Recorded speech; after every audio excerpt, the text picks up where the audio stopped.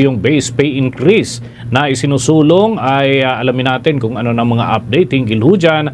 May balita si Bombo Bea Pinisa. Malugod na tinatanggap ng Department of National Defense ang nakatakdang base pay increase para sa mga military and uniform personnel dahil sa kanilang mga ipinamalan sa serbisyo para sa bansa. Ayon kay Department of National Defense spokesperson Assistant Secretary Arsenio Andolong, long overdue na ang naturang polisiya na siya namang sinigundahan din ng ahensya dahil matagal na rin anya simula nang magpatupad ng dagdag pasahod sa mga kasandaluhan. Ani pa ni Andolong, nagpahayag na din ang Sandatahang Lakas ng Pilipinas ng kanilang pasasalamat kay Pangulong Ferdinand Marcos Jr. dahil sa karagdagang sahod sa lahat ng uniform personnel. Sabi nga ng Presidente, overdue na to, matagal na. No? So, yun din ang pananaw namin sa Department of National Defense na dapat naman talaga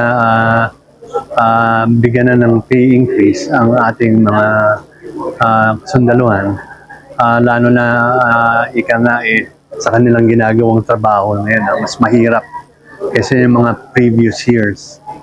So we welcome it at the AFP has also said that they welcome and support and they are appreciative of the President's concern for our men in uniform. Gate naman ni Andolong, bagamat pirmado na ng Pangulo ang polisiya, isasailalim pa rin sa review at proseso ang nakatakdang base pay increase bago pa man ang nakatakdang implementasyon nito. Inaasahan naman na ang mga dagdag sahod para sa mga military and uniform personnels ay mas makakapagpataas pa sa moralidad ng kanilang mga sundalo at makakatulong para rin palakasin pa ang kanilang integridad. At the moment, we're in the process of preparing for the implementation of a policy review, but the President has already triggered it with an order to create a technical working group.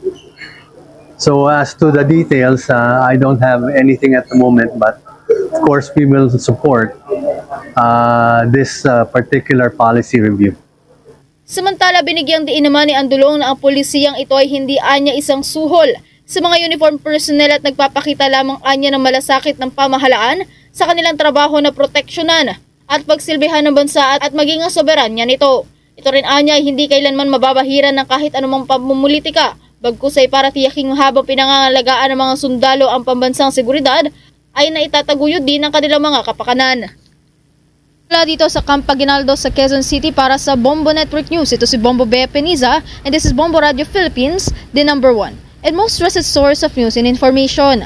Basta Radio, Bombo! For the most trusted source of news and information, visit our website at www.bomboradio.com. Follow us on Bombo Radio mobile app, Facebook, YouTube, TikTok, and X, formerly Twitter. Like, share, and stay connected. Anytime, anywhere.